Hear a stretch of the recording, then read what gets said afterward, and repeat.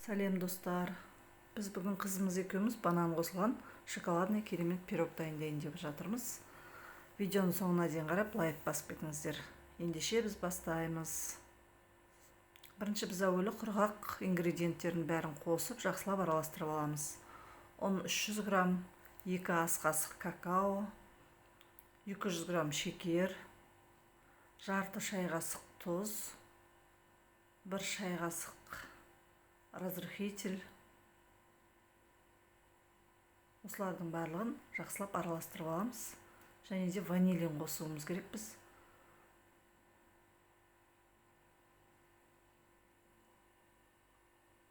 Міне ванилинімізді қостық.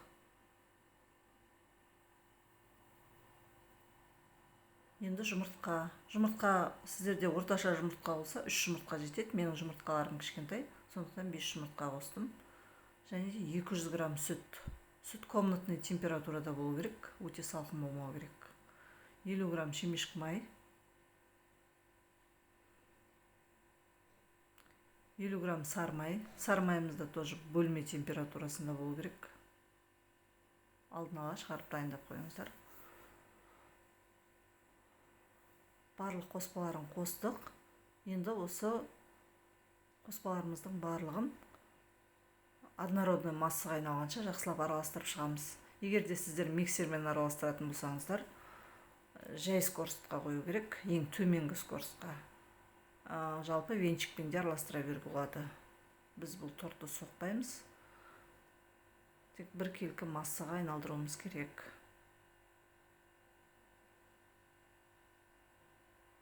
Міне біздің дайын. Енді осының үстіне уксусты яблочный немесе рисовый уксустан 50 грамм құясыз.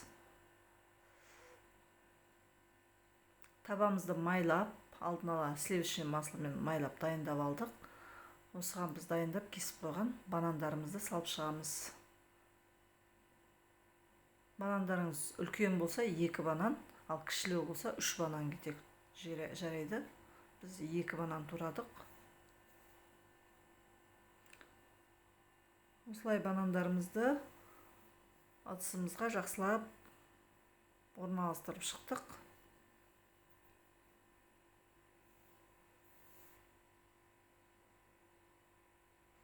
Енді осының үстіне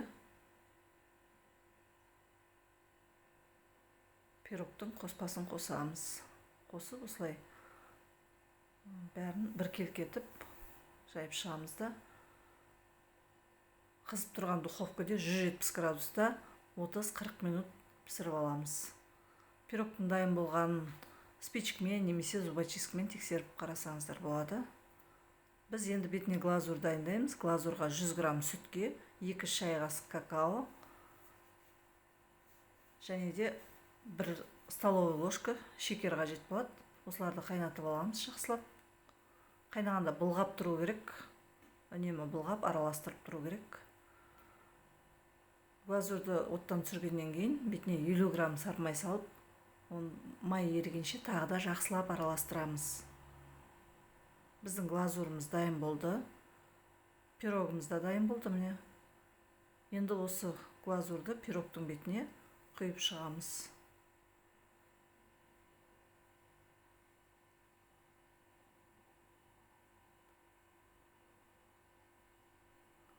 Біздің пирогымыз дайын. Енді осыны 6 сағаттан жоғары осы ыдысында суып, глазур ішіне сіңіп, осылай тұру керек.